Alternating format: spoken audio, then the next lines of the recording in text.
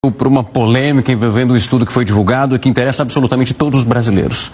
O Brasil precisaria estabelecer uma idade mínima de 72 anos em 2040 e 78 anos em 2060 para aposentadoria, pelo menos se essas regras de concessão, tanto do benefício quanto da pensão, não forem alteradas. É o que está indicando um estudo feito pelo Banco Mundial. Para entender melhor os detalhes dessa pesquisa e por que essa mudança seria necessária, envolvendo as projeções aqui no nosso país, eu vou conversar agora com Rodolfo Hammer. Ele é mestre em Direito Previdenciário pela PUC aqui de São Paulo, já vai aparecer aqui do meu lado. Muito prazer, é uma honra recebê-lo aqui para falar de um assunto que é extremamente delicado, mas também necessário para nós aqui no Brasil. Uma ótima noite. Uma ótima noite a todos os nossos telespectadores. É uma alegria e satisfação estar aqui na Record News novamente. O primeiro ponto que eu queria começar, esse seria o nosso pontapé inicial aqui, Rodolfo, é entender essa pesquisa feita pelo Banco Mundial, dizendo que se nosso sistema continuar sem nenhuma alteração, nós chegaremos numa idade mínima que parece ser absurda. Seria muito parecido com aquela brincadeira, se é que podemos chamar dessa maneira, que a pessoa, infelizmente, não vai conseguir chegar a se aposentar. Porque você conseguir a idade mínima de aposentadoria acima dos 70 anos, sendo que essa é, pelo menos de acordo com o IBGE, a estimativa de vida do brasileiro. O que o Banco Mundial nos diz nesse momento é que o nosso sistema previdenciário ele seria insustentável se for mantido como é? Sim, o que o Banco Mundial traz é um estudo de acordo com as regras que hoje existem no Brasil e ele traz nesse estudo que essa idade deveria se ampliar. Hoje nós já temos uma idade mínima para aposentadoria no Brasil. O homem tem que ter 65 anos de idade e a mulher 62 anos de idade, e o que esse estudo traz é que essa idade deveria se aumentar. Ele faz isso porque ele faz uma conta onde nós vamos ter, daqui a alguns anos, mais idosos recebendo benefício do que pessoas na idade que a gente chama de ativa, contribuindo com a previdência social. E como o nosso sistema ele é um pacto de geração, ou seja, hoje eu, com 41 anos, estou pagando para quem está aposentado e quando eu for me aposentar, preciso que alguém pague para que eu receba. Então, o pacto das gerações, a preocupação do banco é nesse sentido, nesse estudo é nesse sentido, que não haverá pessoas suficientemente na capacidade ativa para pagar para aqueles aposentados. E aí, a penalidade vem para esse cidadão que tem que se aposentar segundo esse estudo ou impor uma idade mais avançada. Os que nos acompanham nesse momento, o governo brasileiro não está discutindo o que nós estamos mostrando aqui. Isso é uma pesquisa feita pelo Banco Mundial, analisando o nosso sistema previdenciário, dizendo que no modelo que ele se encontra nesse momento, daqui a uns anos seria insustentável pagar os seus beneficiários. Rodolfo, e olhando para essa perspectiva, nós já mostramos também outros levantamentos do IBGE, que a nossa população, como você trouxe muito bem, ela permanece envelhecendo. Então isso realmente já é uma dificuldade avistada e ventilada, como algo que vai acontecer. Você consegue verificar ou então já analisar alguma possibilidade e que mudaria esse panorama, onde nós conseguiríamos arrecadar mais e sem fazer uma alteração nessas idades mínimas que nós temos nesse momento, que já são altas, inclusive? Já são altas. Como você mesmo disse no começo, a pessoa acaba tendo que trabalhar até falecer, até morrer. Esse é um ditado que, se isso for para frente, nós teremos que imaginar que ele vai acabar acontecendo. A expectativa de sobrevida do brasileiro, segundo o IBGE, é de 75 anos e meio.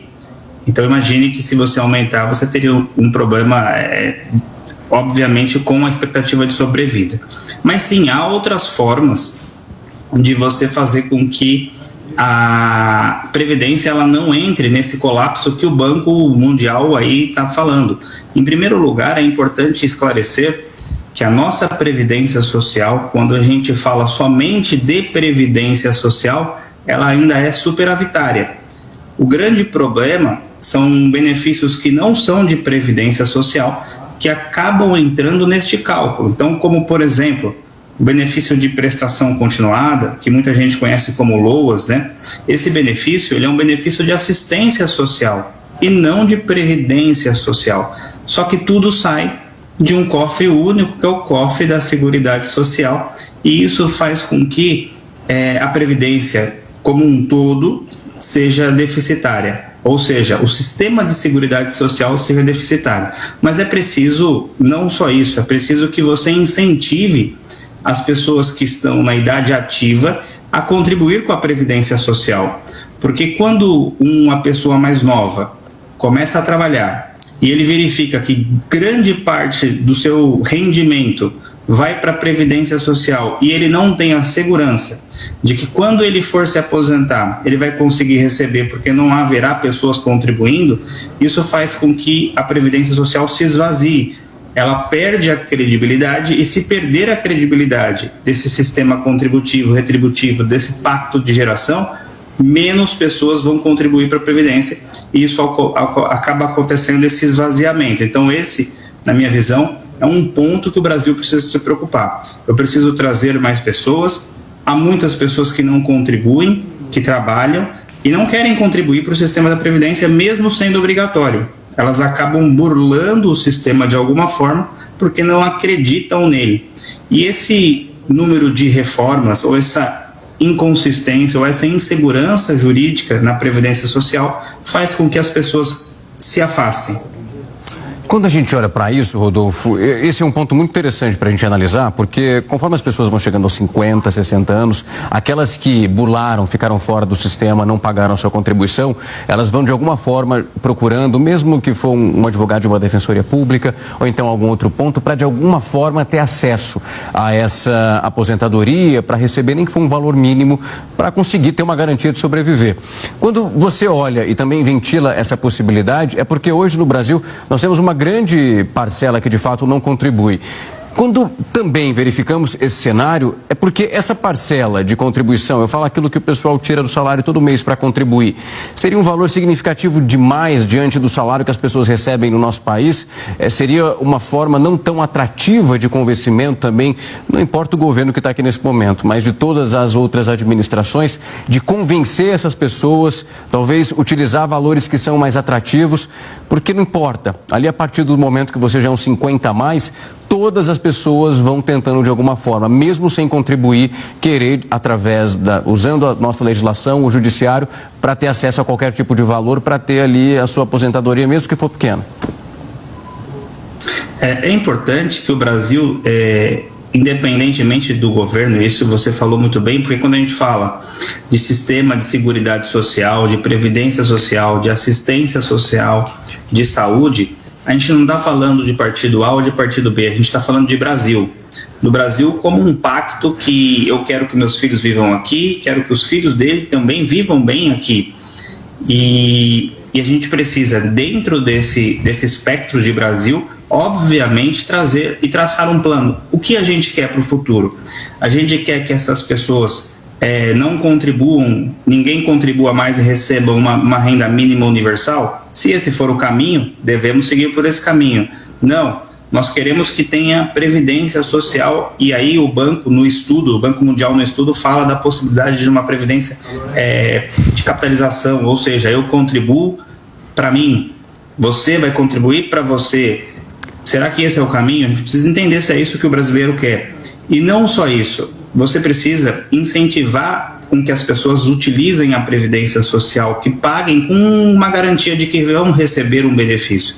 Se você fizer um cálculo agora, eu nasci em 1982. Em 2060, eu vou estar com 78 anos. Ou seja, eu só vou me aposentar com 78 em 2060, então todo mundo que nasceu em 1982, se você somar 78 anos, vai chegar em 2060. Será que eu vou estar vivo até lá?